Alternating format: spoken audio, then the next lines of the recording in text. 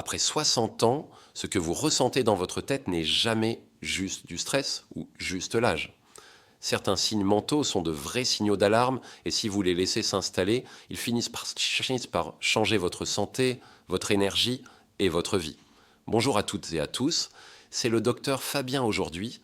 J'aimerais qu'on prenne un temps ensemble pour parler de quelque chose qu'on ne voit pas, qu'on ne peut pas mesurer avec une prise de sang, mais qui influence absolument tout dans votre vie après 60 ans, vos signes mentaux. Quand on parle de santé après 60 ans, on pense tout de suite au cholestérol, au cœur, aux articulations, au diabète, à la tension. Mais ce qu'on oublie très souvent, c'est que votre santé mentale et émotionnelle est le chef d'orchestre de tout le reste. Et ce chef d'orchestre envoie des signaux, des messages, des avertissements. Le problème, c'est que ces signaux ne se présentent pas comme une douleur brutale, comme une fracture ou une crise cardiaque. Non, ils se présentent sous forme de petites choses très faciles à banaliser. Un moral qui baisse un peu, un retrait social qui s'installe, des ruminations le soir, une perte d'envie, une sensibilité émotionnelle exagérée, un pessimisme qui devient automatique. Et peut-être que vous vous êtes déjà dit, c'est normal, j'ai pris de l'âge. C'est la vie, j'ai moins de choses devant moi que derrière. C'est comme ça, je deviens plus fragile. Mais non, je vais être très clair avec vous, ce n'est pas juste l'âge. Ce sont des messages, ce sont des signaux précoces que votre cerveau, votre système nerveux, votre psychisme vous envoie pour vous dire « là, quelque chose n'est plus équilibré, il faut réagir maintenant, pas dans 5 ans ». Dans cette vidéo, on va prendre le temps, ensemble, de regarder ces signes un par un, de comprendre ce qu'ils veulent dire, comment ils s'installent, ce qui se passe dans votre cerveau et dans votre corps quand vous les laissez durer, et surtout comment les prendre au sérieux pour qu'ils ne deviennent pas une nouvelle identité. On va faire ça calmement, sans dramatiser, sans vous faire peur, mais sans minimiser non plus. Comme si vous étiez devant moi, dans une salle, et que je vous faisais un vrai cours de médecine vivante, pas pour les étudiants, mais pour vous. On commence. Chapitre 1. Le moral qui glisse doucement, quand un peu moins bien devient « c'est comme ça maintenant ».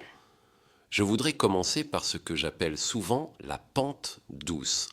Ce n'est pas une dépression, ce n'est pas un effondrement, ce n'est pas un gros choc.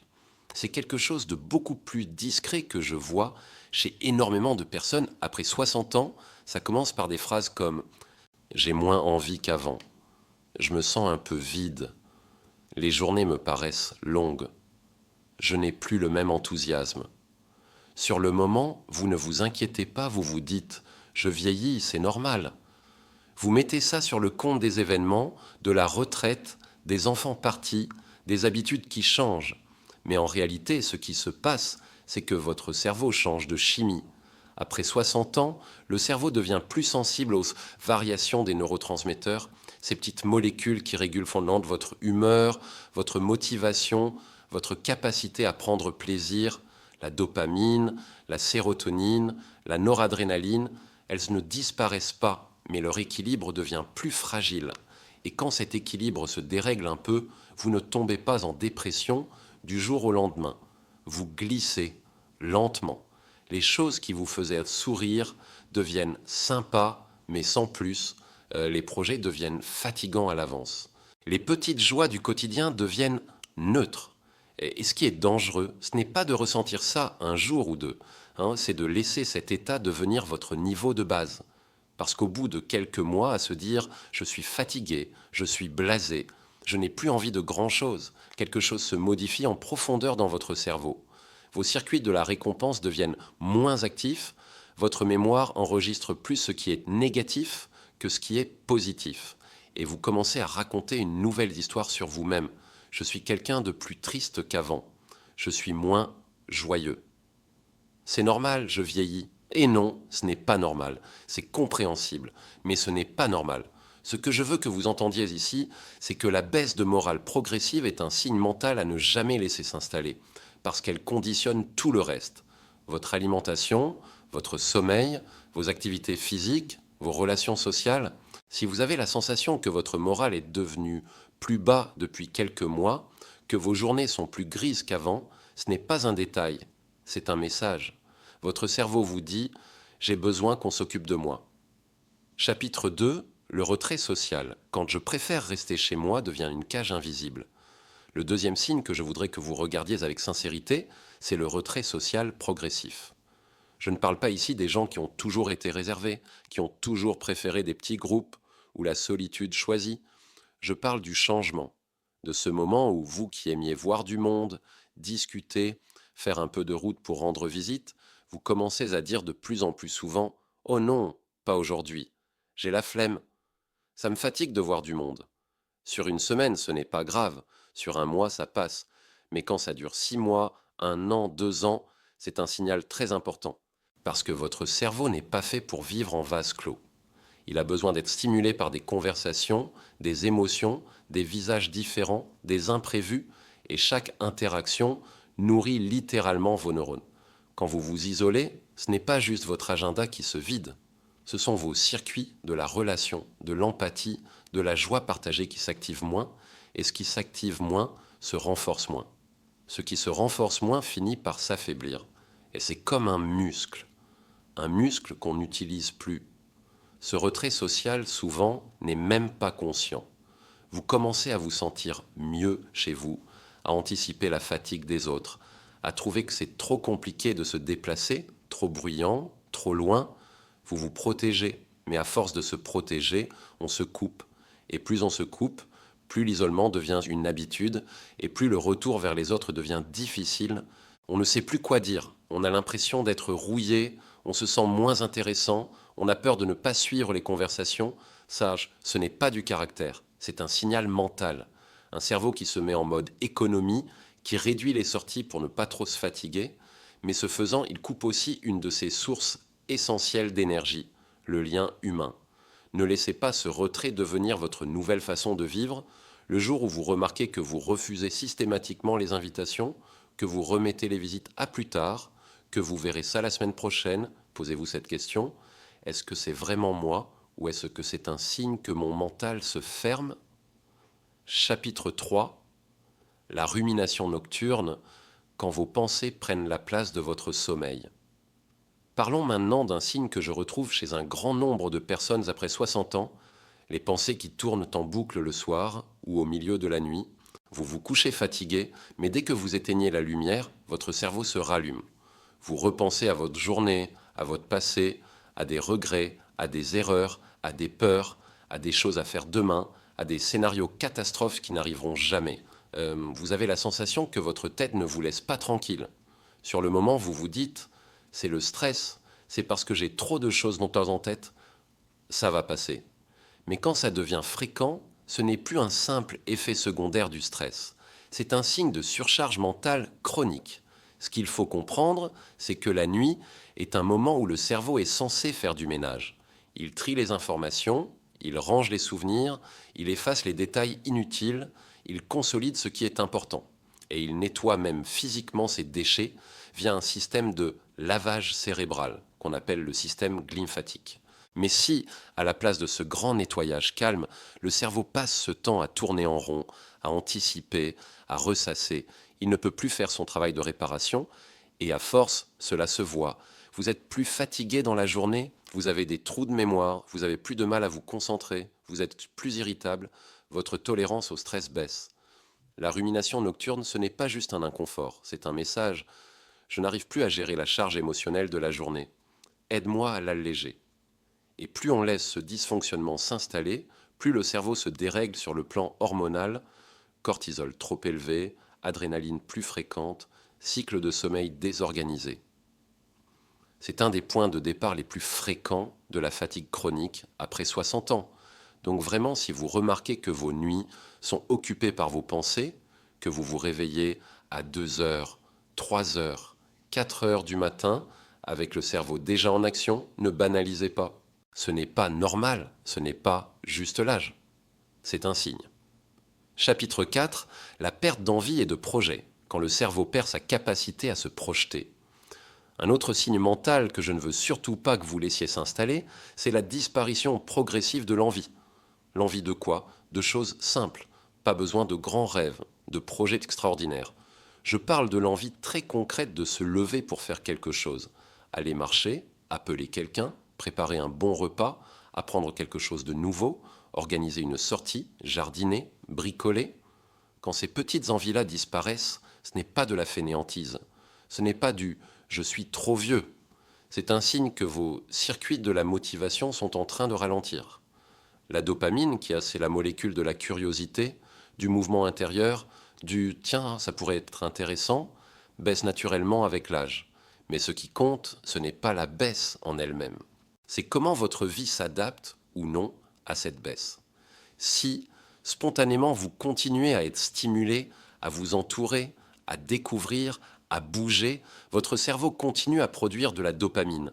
Mais si vous laissez l'ennui s'installer, si vos journées se ressemblent toutes, si vous ne faites plus rien qui vous surprenne un peu, qui vous sorte de l'automatisme, alors le cerveau commence à se mettre en mode économie. Vous vous surprenez à dire « à quoi bon ?» Ce n'est pas important, ça ne changera rien. Cette phrase « à quoi bon ?»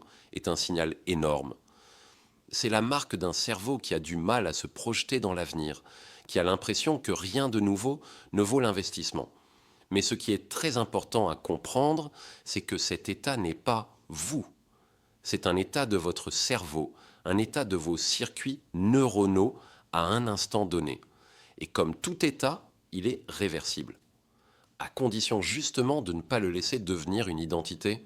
Chapitre 5, l'hypersensibilité émotionnelle. Quand vous vous sentez à fleur de peau pour un rien, après 60 ans, beaucoup de personnes se découvrent plus sensibles.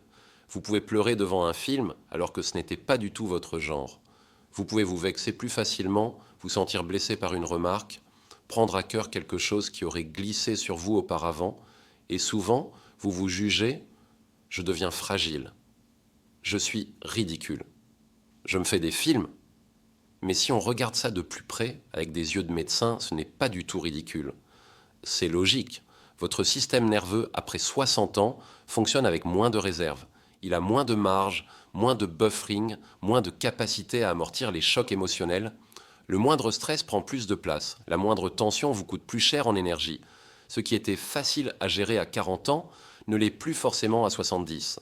Non pas parce que vous êtes faible, mais parce que votre cerveau a déjà encaissé des décennies d'émotions, de combats, de charges mentales. L'hypersensibilité émotionnelle est un signe que le réservoir est plus bas, qu'il se remplit moins vite et se vide plus rapidement.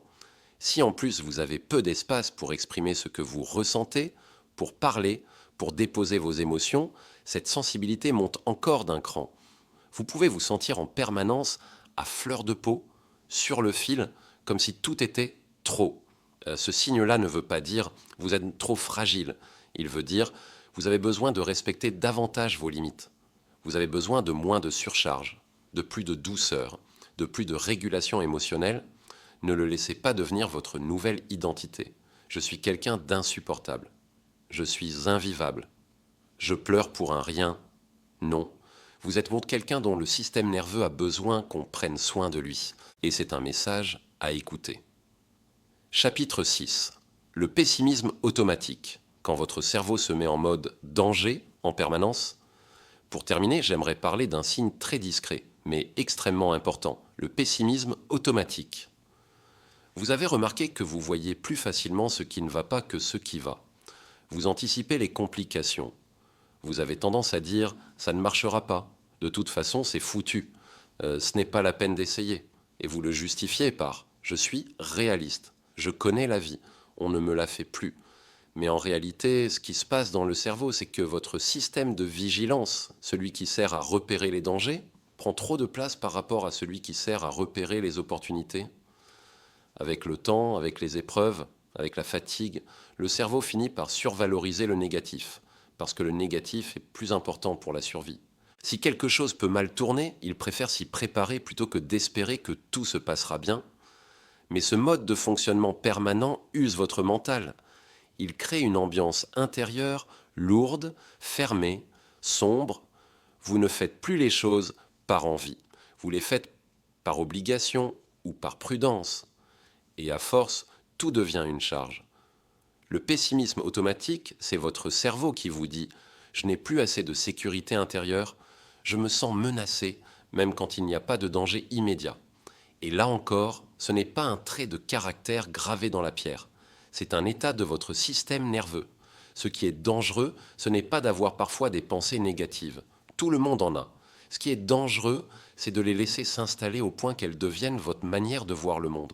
Parce qu'à partir de là, le monde ne vous renvoie plus ce qu'il a de bon à vous offrir.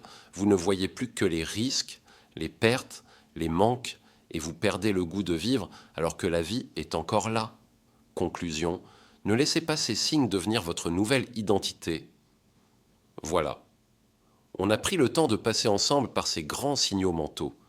Le moral qui s'effrite, le retrait social, la rumination nocturne, la perte d'envie, l'hypersensibilité, le pessimisme automatique.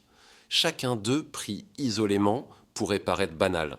Mais ensemble, ils dessinent une réalité, celle d'un cerveau, d'un système nerveux, d'un mental qui a besoin d'aide, d'espace, d'ajustement.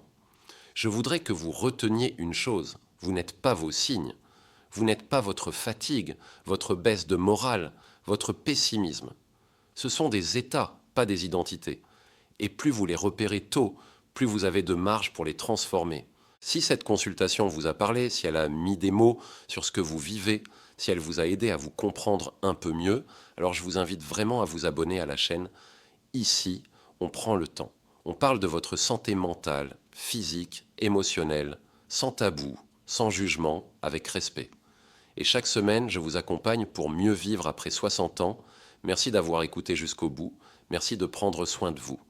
Et je vous dis à très bientôt pour une nouvelle consultation.